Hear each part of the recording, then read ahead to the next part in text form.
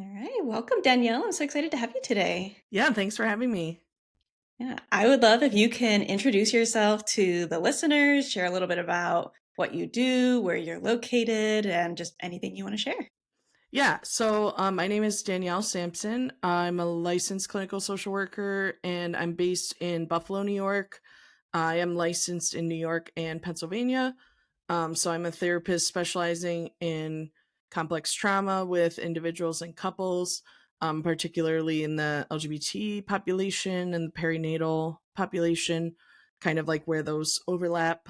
I also have kind of been expanding into guest speaking. I spoke at a conference recently, or two conferences this year. And I am now also helping other therapists with their SEO, website development, SEO, kind of improving their websites and helping them kind of transition from insurance to private pay. Yeah, So I'm I wear really a lot of excited about. hats.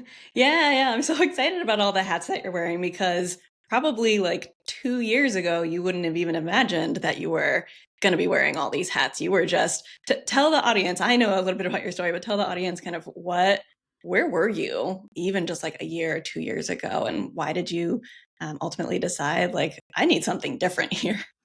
I had been working at a group practice starting in 2021 until I got my full license in 2023, and then I had kind of decided I was going to go out on my own. And that group practice, as well as my like private practice when I first started, were fully insurance based. I took like five insurances, and I had really struggled with like I need to I need to make a good living. Obviously I want to achieve some financial goals. I paid for in most of my wedding, like using basically working, you know, 25 to 30 client sessions a week plus then Yeah. obviously admin stuff on top of that, to make sure that I could like pay for things like that and try to save for a house and things like that. So I was really just kind of exhausted and burnt out. Yeah. I have some chronic health issues. And so that was kind of also playing a factor of like, I can't sustain this pace any longer. Mm. Then I kind of obviously found your program last May. Yeah. So it's been like a year and a half. Um, and that was when I kind of made the decision, okay, I'm going to start transitioning off of some insurance panels and kind of see what happens. And so that was a year and a half ago. I was charging like 120 a session, I think, for an hour, including for couples. Um, and now, a year and a half later, I charge 250 for couples, and I'm Mm. almost fully private pay. I do take one insurance, but that's mostly my choice. It's not because I financially need to. So really just kind of transitioning my model, and accepting private pay and raising my rates has also allowed me the space to kind of do some other things, including I offer completely free gender affirming care letters for folks in New York and Pennsylvania. So, a lot of people charge, potentially hundreds of dollars for those. And I don't, I, obviously everyone can make their own business decisions, but, this is something that's important to me for equity and, especially with our current political climate. So that's something that I can do now fully, fully free of charge because I charge premium rate in other areas.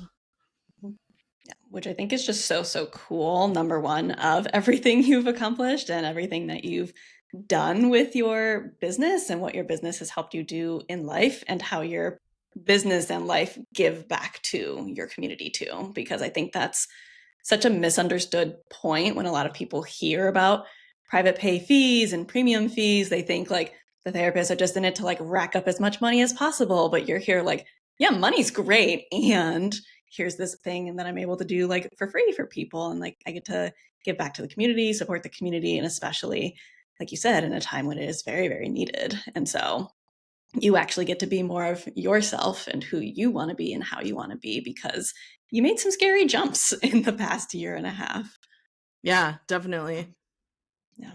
And I know one thing that we talked about as we were getting to know each other, you're in a small city in New York. You're not here in New York City trying to charge 250 and above. And you had a lot of concerns around like, is anyone actually going to pay a premium fee for therapy? So what was that like for you as you kept bumping your fee up and seeing people were like, yeah, I'll pay that. That's fine.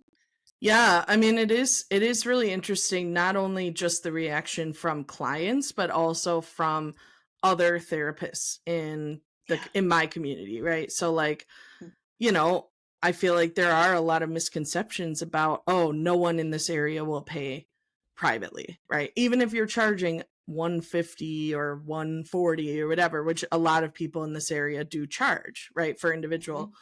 therapy, and there was a lot of like negative kind of misconceptions from other therapists as I was kind of taking these jumps, and that obviously adds to that voice in your head that's like, maybe I can't do this. Mhm. Um, but as I kind of started to invest more time and effort into like my website, my SEO, really like specializing, making it clear that I specialize in certain areas, I feel like people kind of understood that, like, oh wow, like I do really see results, whether it's from, oh, this couple referred me to you and they said that you saved their marriage or whatever, like whether it's like that kind of testimonial or just seeing on my website, like, oh wow, she got to speak at the Postpartum Support International Conference this year. Like, that is a really big deal. And I want to work with her because she's specialized in this area. Like, so I feel like that all of those things, which again, like when I wasn't seeing 30 clients a week, I had more time to write up a proposal to speak at the PSI conference. So, Yeah. like obviously I had no time or energy or space for those things when I was seeing 30 clients a week. So, Mm. and I just feel like I'm doing better work now, so I have been able to kind of, even clients that I see on insurance or I was seeing on insurance previously have now come back for intensives or, Mhm. or like adding in intensives to the insurance work, right? And that's because they're seeing the results that they're getting, but they're also like needing more. And they're like, hey, I really need more progress than what an hour can provide. Mhm. So Mhm. I've done intensives with like 5 people this year, I think, and 4 of them were previously insurance clients. So, even just kind of seeing how like you can add in intensives to make more income and also to make more impact with clients, I feel like that's kind of helped people to see, oh, okay, maybe insurance doesn't have to be the end all be all. Yeah. Yeah, it makes sense when, the economy is also on fire and it's going to always go through cycles of not being fantastic. It makes sense where people want to be smart and strategic with their money, and people find flexibility in different ways. People who might prefer, like, okay, yeah, it would be great if it was only a $20 copay or whatever.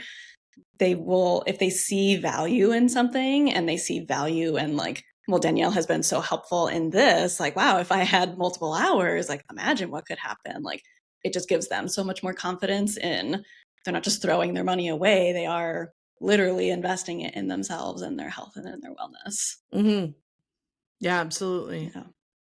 Yeah. Did you ever have, again, knowing that you charge quite differently than from people in your small town, with your clients, how did they react as you were getting off of insurance panels, raising your rates, talking about these intensives? Like, was there any backlash? Because I know a lot of therapists worry about that.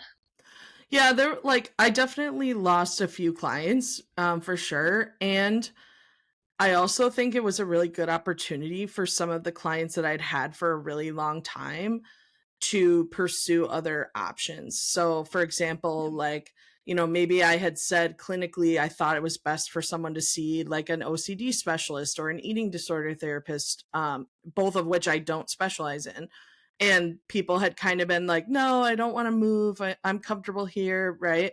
But then those folks then made that decision. Okay, well, it's either pay, at the time when I transitioned off insurance, I was charging 175. So, like I could pay 175 for someone who doesn't specialize in this, but who feels comfortable, or I could go somewhere else and find that specialist. Maybe this is the kick in the pants that I needed to go find a specialist. So I do feel like that was positive. And then the clients that stayed, a lot of them were like, yeah, I'm happy for you. Like, I'm happy Mm, you're going to be paid better for what you do because you make such an impact on my life, that like I want you to be paid fairly, and especially I would like kind of mention to a few clients, especially I have a few therapists on my caseload, so I would mention like, yeah, I've had like some pretty significant clawbacks, and that was one of the main reasons why I stopped taking a specific company's insurance, right? And so they of course understand that because ultimately it is a business decision. So yes. I feel like overall people, even the people who left, were understanding, and I Yeah. do think that it was, for some people, ultimately a better clinical decision for them to move on. They just Mhm. kind of needed that push to get there. Mhm. Yep, I've seen that myself too with like offering someone a significant sliding scale saying like, okay, like it has to come up, not maybe to full fee, but even just come up a little bit. Like that is also they're like, I've been running out of things to talk about in therapy anyway, and that's fine. Like we can't make our decisions for our clients. Clients are going to make decisions for themselves. And if that's around finances, that's fine. But I think that it does, if we're like too protective of them, like it robs them of some opportunity to like be autonomous in their, in their healthcare plan, essentially. So Mm. to hear that so many of your clients were, understanding, and actually so many of them were like, good for you, like that's awesome. Yeah, yeah, no, I was definitely really anxious about it, especially Mhm. clients that I had had for 2, 3, 4 years, like definitely worried about it. And I will say too that some people stayed that I didn't expect to stay. So, Yeah.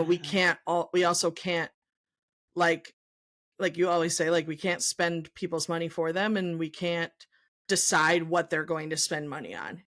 Like maybe some people were like, maybe I won't see Taylor Swift for the second time. Maybe I'll stay and pay for therapy instead, like, There you go. which was a thing that happened. And so like those types of decisions, like we can't make those for them. Hmm. Hmm. Yeah. And so I know for you, like your plan was again, like letting go of some insurance companies, like let go of the worst one, let go of the one after that, because it also felt better for your nervous system. And I think so many therapists feel like I have to get off all at once. I have to go all private pay at once. And like that's the way to succeed. But it doesn't work for your nervous system. And if it's too scary, like in some ways, it may not succeed if like fear is driving your business. And so for you, it felt much more in alignment to like let go of a little bit at a time, raise rates with these clients, move into the, intensive world. And overall, obviously, like you said, that was still, there's still leaps. There's still maybe some imposter syndrome or like, who the hell am I to do this? But what was the emotional process like for you in letting things go piece by piece? Yeah, I mean, I think it's just a lot of like looking for support in the right places, like kind of deciding who are people that I can trust to talk about this and like who are not, Yeah. and like I feel like having support from a business coach, obviously was really helpful in just kind of like encouraging me and like kind of helping with that imposter syndrome and like, oh, I do deserve a premium rate, right? Because like, again, I had all these other voices being like, well, who are you to charge this much? We're in Buffalo. No one pays that much in Buffalo. And it's like, well, people do. I mean, I've seen a private pay therapist for 7 years in Buffalo, and like I go to her because she's a specialist in what I need to work on. Right. So like, and that's why I chose her, and she is always full.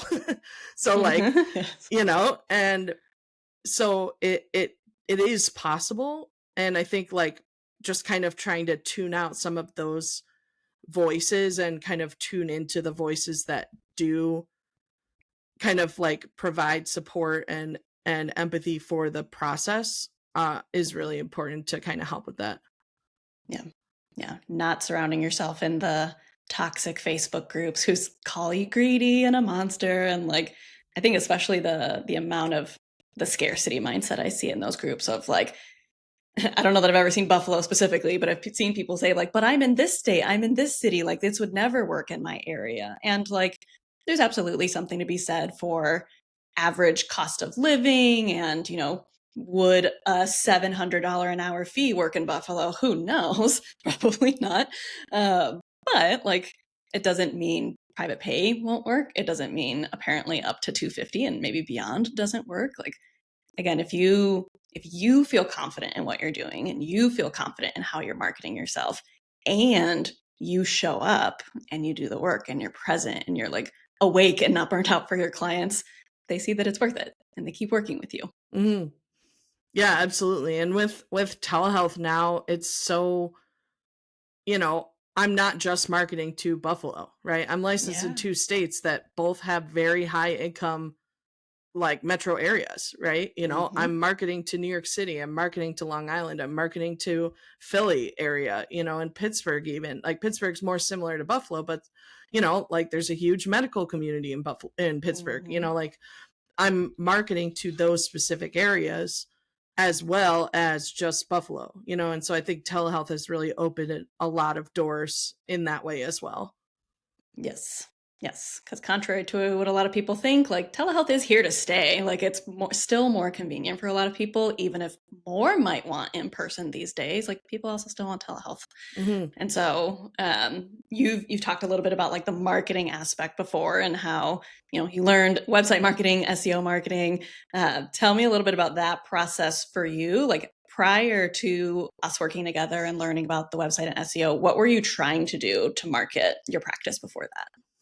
Yeah, so I had really relied on Psychology Today mostly, Mhm. prior, and I'm on 2 local, like, email listservs, one for EMDR, so, like, one that's, like, the trauma specific one, and then one that is, postpartum. So, those email lists and Psychology Today were really, plus, like, word of mouth, like, kind of, developing relationships, especially with like individual therapists, so that they would then send people to me for couples. And so that I still do get people that way, Mhm. specifically from word of mouth, not really from I'm thinking about canceling Psychology Today because I'm like, why am I paying for this? But Yeah. so I did also have a website. I had a Wix website. It was basically like a one pager. And I was like, Mhm. I never use this. I don't know what to do with it. Wix is really annoying to work with. So I don't Yeah. know how to fix it, whatever. So then when I joined your program, like that was one of the things that I really liked about it, was that I didn't have to rely on social media for marketing, because like I don't like playing to the algorithm. I don't love being on camera. I definitely still will post reels from time to time on Instagram, like for work, but it's not my preferred method, and I've never gotten like a therapy client from Instagram. So um I was like, okay, I'm just going to rehaul my whole website because basically nothing is salvageable because there was Yeah. basically nothing on it. So then I switched over to Squarespace, which I found a lot more user friendly. And then really just kind of dove into like, what do I want to say, like who do I want to attract, like how do I want to show up on my website, and how do I also want to automate things so that like Mhm. the specific things that I struggle with cannot be a bottleneck anymore. So like one of the biggest things I struggle with is like, if people call me looking for a new session or like looking to become a new client, I I am so bad with calling them back. And like I know that people have feelings about that, and I do apologize for that. So, one of the things that I did at your suggestion was recording a voicemail that says, if you are trying to be a new client, please hang up and go to my website and schedule a free consultation. This is the quickest way that you will receive a response. Yep. And like that has saved me so much time and effort. And additionally, with people emailing me, it's the same thing. Like, instead of like going back and forth 50 times about, okay, like, when are you available? When are you available? Oh, no, I want you to use insurance. Oh, no, I don't take insurance. Like, instead of that, like having a booking link and then having a form that I send them that has some disclaimers on it really has just like saved me so much time. So, like, kind of putting those systems into place was really important just for my own like sanity as I was kind of trying to Yeah. figure out all of this different stuff. Um Yes. so now, now I would say I get the majority of people from my website, and then also I still get word of mouth people just because, Buffalo's a small town and we all know each other. So Mhm. Yeah. Yeah. But I think that makes a lot of sense for you when it is, a small town, you all know each other. Like you also didn't just rely on, okay, well, they know me, so they'll, send referrals my way. You made sure to develop those relationships. You also made sure, even though you were in network, you didn't just rely on Psychology Today. You said, I need to develop some marketing relationships. Like you were very intentional and thoughtful about that. And then as you were thinking about this, what's next step for you? It was like, the website's got to get better. And so you put a ton of work into your website. And I know that's something that so many people don't even start because they think they can't figure it out on their own. They think that it's going to be this long, arduous process and they kind of want to just hire out, but it might cost like $6,000 or $10,000. And they're like, I don't have that money. I don't even have clients. That's why I need the website. So did you find working on a website, doing this complete overhaul, like, was it hard? Was it just boring? Like, how was that experience for you to start from scratch?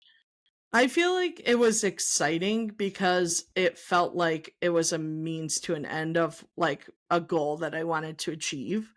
Yeah. And also just kind of like learning more about like the data and the analytics behind it and the strategy behind it, like all of those things.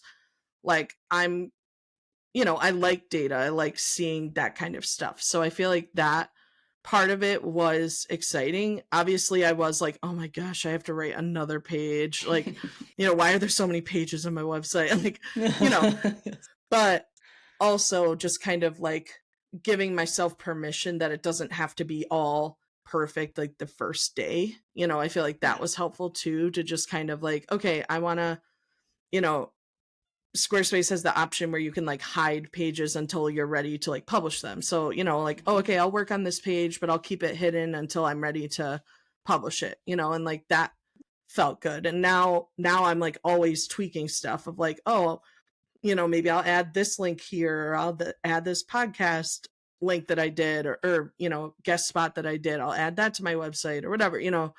Now it just kind of feels like a little bit of tweaking because I did all the big changes like, back then. Mhm. Yeah. And how much do you continue to work on it now? Like you're making like little tweaks and changes there, but like about how much time a week, let's say, are you tweaking your website? My therapy website, not that much. Yeah. Maybe like 30 minutes a month or something. Yeah. I definitely I was between VAs for a while, so I need to get Mhm. my VA back on blogging, but like I feel like blogging was the only kind of thing that took up Mhm. like not a ton of time, but it definitely took up time like each week. Mhm. Um but really it's only when I need to make a change. But I mean, I even yesterday I changed it to say I'm not accepting new clients, and I still got a new client today. So, like even when I updated to say I'm not accepting new clients, I'm still getting requests, so Uh-huh. Yep. um there's just a lot of like I've already done most of the work, so it's not Yeah. much maintenance. Yeah, which I think is the beautiful thing that's super underrated when it comes to having your, you do like the networking relationships, but like your website is ultimately, if not number one, number two of how you fill and keep your practice full. And like, yes, you have to put some work on it on the front end, but it's less than 30 minutes a month now. Like that's way less time than people are spending trying to build these cold networking relationships or trying to post reels on Instagram or updating Psychology Today once a week. Like there's so many things you can do, but you don't have to do all those things if you just like hone in on the website stuff and search engine optimization. You know a little bit too around like AI and how that's like I feel like people are trying to make it too big of like it's changing the game and SEO is dead. Like it's not. It all Mm. relies on the same SEO concept. So there's not really much you have to change. And so website and SEO marketing truly can be like passive forms of marketing. If you didn't have this networking relationship, if you didn't grab coffee with that person, maybe you do as friends, but you didn't talk shop, so to speak, like your business wouldn't suffer because Mhm. of it, because the website's been just gaining so much traction in the background. Right. Yeah, Yeah. absolutely.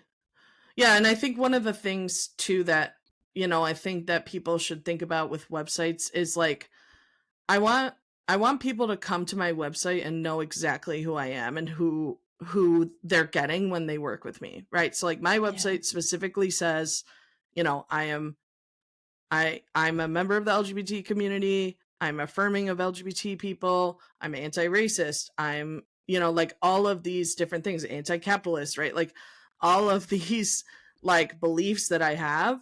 And I've had multiple people say in the consultation, like, I picked you because this was on your website. Right. And like, I love I that. think a lot of times, therapists, especially when we were, if you were trained like earlier, it's like, oh, we have to be a blank slate. And it's like, no, like therapy is political. And like people want to Hmm. see a therapist that they know is going to be safe for their Yes. beliefs. Right. So, Yes. you know, I feel like if I had one, kind of thing to say, it would be like, put yourself into your website and like be who you are. And people will want to work with you for that reason. Yeah. Absolutely. Because if we're all saying the same fluffy crap around, like, I have a safe and compassionate space to help you with your journey, like, we're all sounding the same and no one is standing out. And so, of course, like, if people aren't reaching out to you, it's because they're not reaching out to, like, just any therapist. But if they see, like, wow, with what Danielle shared about herself, and I can see how she'd be safe, she doesn't just tell me she's safe, she shows me how she's safe. Like, that's everything. And I've even seen some people like actively curse or swear on their website. And I'm like, yeah, if you do that in session, if you say fuck in session, like say fuck on your website, like the more just like real you are, that's like the more that's going to attract your ideal clients too. And then fee is a consideration, but it's not going to be like the make or break because someone wants a therapist that they connect with, not just one that could be good enough. Hmm. Cool. So now you've got your therapy business is good. So you've closed doors to new clients, but they're still knocking on those doors. You're now moving into, you've done a couple of these guest presentations at conferences, and now you're helping therapists learn SEO too. So tell me what that's been like to add on this whole other stream of income. Yeah, it's been really good. So I started out just by doing a training, just because a lot of people were asking me like, especially in Buffalo, like how did you do this, right? Because there's all these notions that we can't do this in Buffalo, right? So, Mhm. I did a training and marketed it mostly locally. I definitely, would put it in Facebook groups and stuff, but the vast majority of people were local to me, and we had like 25 people come, I think. So it was pretty good turnout, Mhm. and so that was really, it just felt really good to kind of get out there. I've been interested in running trainings for a few years, and so that felt like kind of a natural, just like a quick overview training of like how, what is SEO, what's a keyword, how do we do keyword research, like all of those things.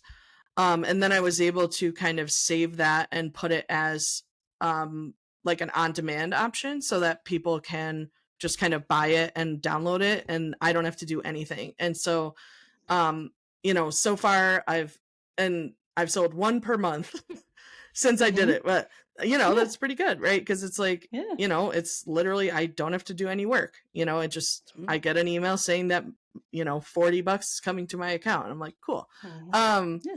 so I started doing that and then I was kind of like, okay, but not everyone is tech savvy. I got a lot of questions in the training of like, just kind of like stuff that like, what if I don't want to do all of this? So Yeah. that's when I kind of started to develop more of like a done for you slate of packages. So Mhm. even from something as small as like, I'll just do the keyword research for you, right? So like something Mhm. small like that, or setting up Google Search Console, which can be intimidating to people because you have to like do a little bit, you have to copy a code and put it in another spot and, doing that. And then also auditing people's websites. So just kind of showing them, like, maybe they know how to fix it, but they don't know what to fix. So Yeah. just kind of like showing them. And one of the things that I really value with doing this work is transparency. Because, like, throughout talking with all these therapists about SEO and services, a lot of them have paid hundreds or thousands of dollars to other companies and not seen any results, and they have no idea what those companies did for them. And like Mhm. that just bothers me because I'm just Yes. like what are you what are these companies doing besides taking advantage of people who don't know what they're looking for, so part of Yes. my SEO audit is I will literally take a screen recording of everything I'm looking at and show you exactly, like, this is what I'm going to change, this is what I'm going to change, this is what this analytics means, this is what this value means, or whatever. We want to get this one up, we want to get this one down, all of those types of things, so that people don't have a doubt of, like, oh, okay, this is what I'm getting for my money, you know. Mhm. Um and so then, I have the audit, and then if people are just like, okay, that's great, but I don't want to do any of that work, I will, you know, do all the work for them, basically. So creating new pages, fixing the URL slugs, adding geotags for different locations that they want to target, things like that. And then I've also started just kind of creating new websites from scratch for people. Um, so that is also an option too. So it's really kind of just like customizable from, like, oh, I'm going to buy this 2-hour training all the way up to, like, build me a new website. So, it's kind of trying to attract, like, different different tech level, or different levels of tech knowledge, and then different price points as well. Mhm.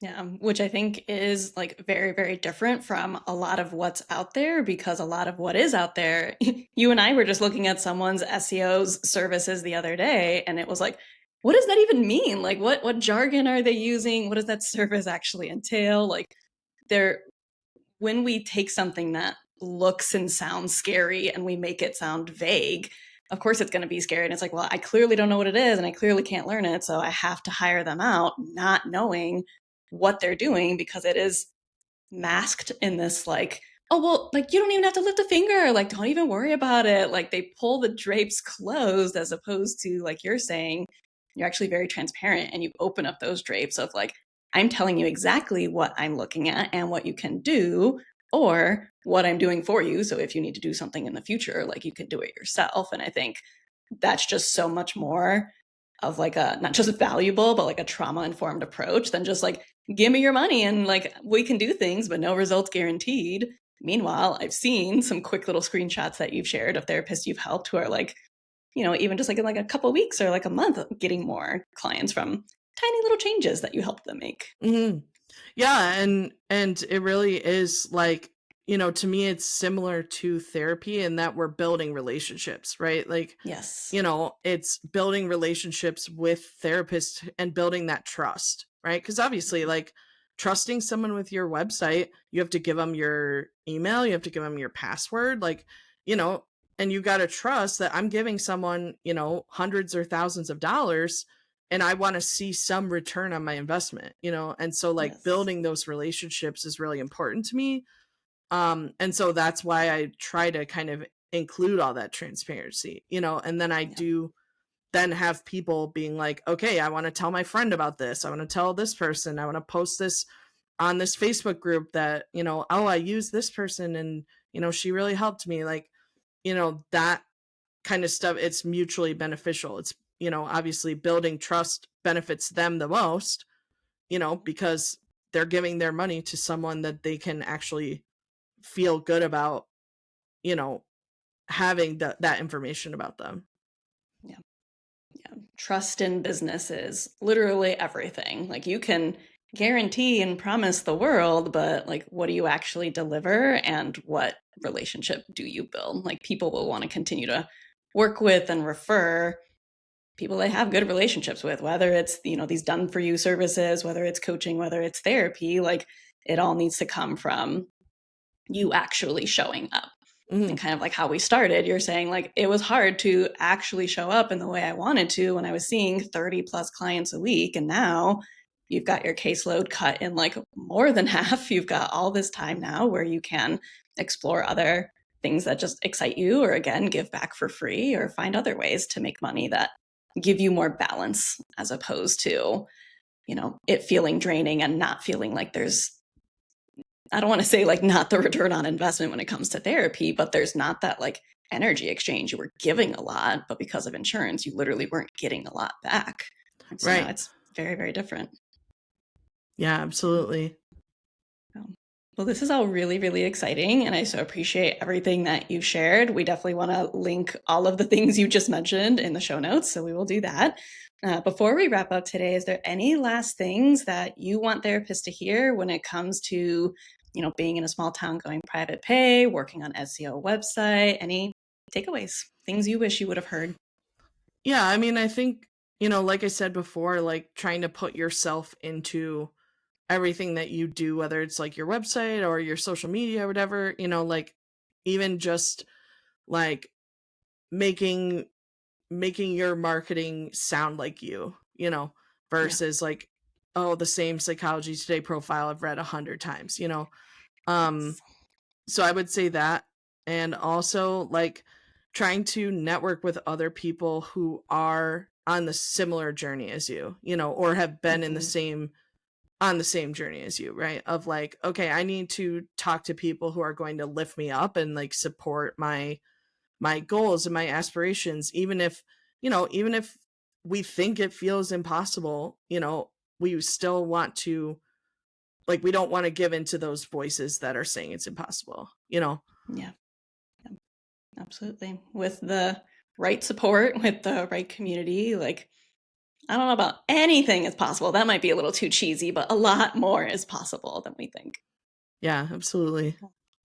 Great. Also appreciate your time today, and thanks so much for sharing everything that you did. Yeah, thanks for having me.